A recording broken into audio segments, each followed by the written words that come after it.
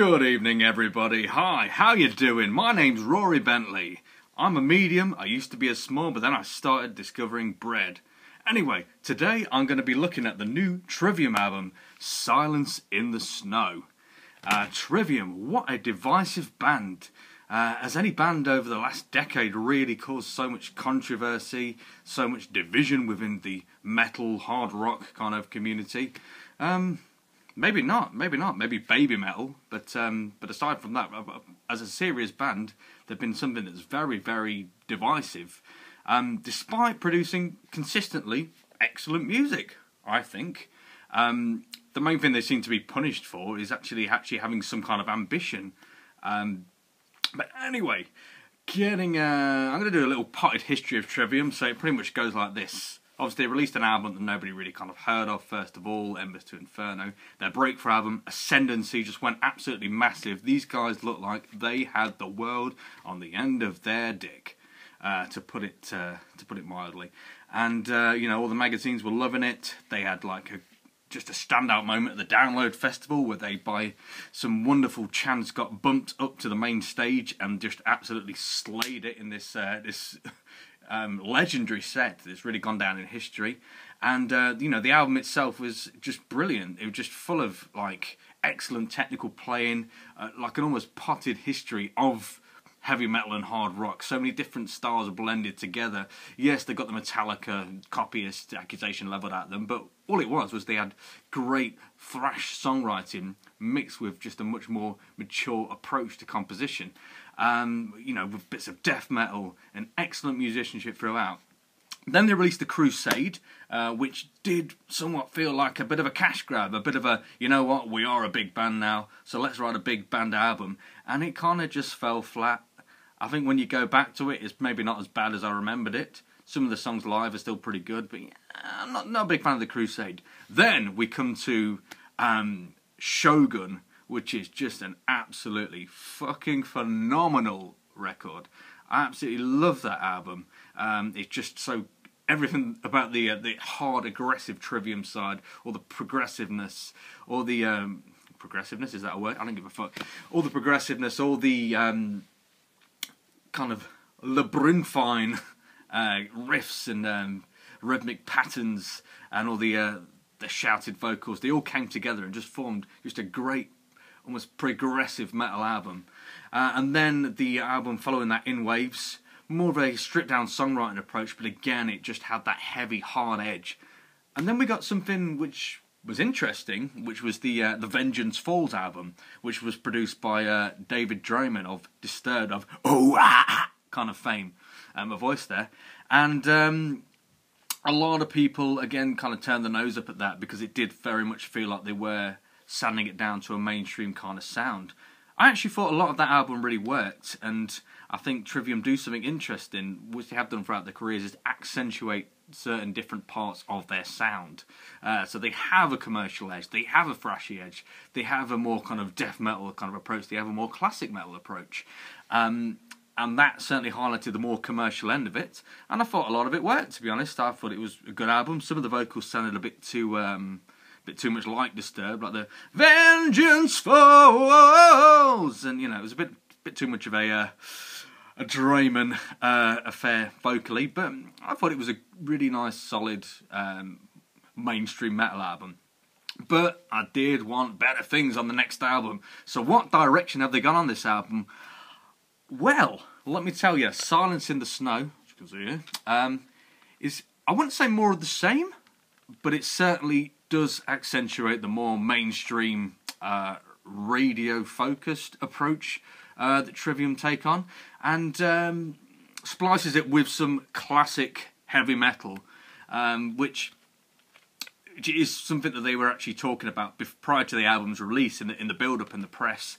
And classic heavy metal does certainly fill me with just a little bit of trepidation when bands come out of it these days, because it seems like a byword for plodding, mid-paced, slightly unimaginative kind of Xerox of something which was superior before, which is pretty much exactly what happened with the last Avenged Sevenfold album, Hail to the King. But this album, manages to avoid those pitfalls, definitely. So there's definitely more classic metal kind of sound to it, in terms of particularly the vocals.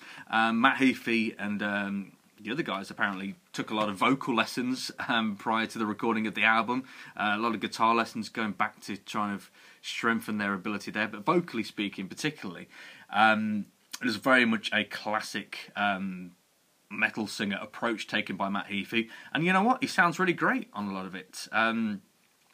It's sometimes jarring to hear somebody who very much represents the youthful side of melodic singing taking on a having a crack at sounding a bit like Dio and Bruce Dickinson. But I think for the most part it really works. Maybe a little bit of a cheese factor creeps in there, but you know what? I like a cheese factor. I like the cheesy side of heavy metal. I think it's fucking fun. So there. So likewise, the guitar solos, they're back in a more, I suppose, striking way than they were on the previous album. Again, there's a lot more of a touch of the Iron Maiden, Judas Priest double guitar tone to a lot of it. But I think the solos are much better thought out than they have been over the last couple of albums as well. One of the things I really loved about Trivium is the kind of shredding solos and the kind of well-structured journey you go on, and this certainly goes some way towards that again. A lot of the solos are played in much more short bursts, but at the same time, they are certainly a welcome addition and a welcome return on the album. Getting into the songs, I mean, obviously you've heard the title track, I assume you have anyway, Silence in the Snow, which is a pretty good representation of the rest of the album, I'd say. It's actually preceded by an intro written by Ishan, the singer from the legendary black metal band and solo artist in his own right, singer from Emperor, and which is just an absolutely brilliant way to kick off the album. It's all got all the ominous, almost Final Fantasy VII kind of tones to it, before kicking into the track, which is, you can tell the inspiration of particularly Dear Air of Black Sabbath, just in the riffing and the vocal approach. But there are some absolute bangers on here. You know, Blind Leading the Blind, you might have heard that one as well. It's got a really cool video as well.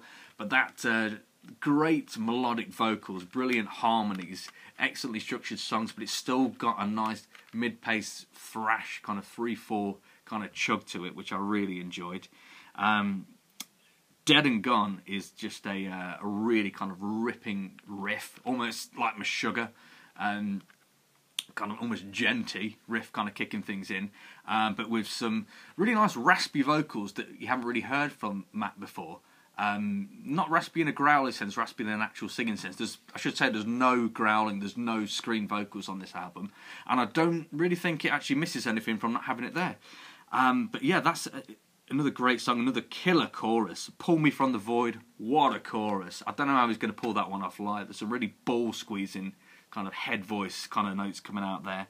And it's very, very consistent, I have to say. I know it's divided opinion already, which Trivium albums, I think, inevitably just do. Everything Trivium does divides opinions at the moment.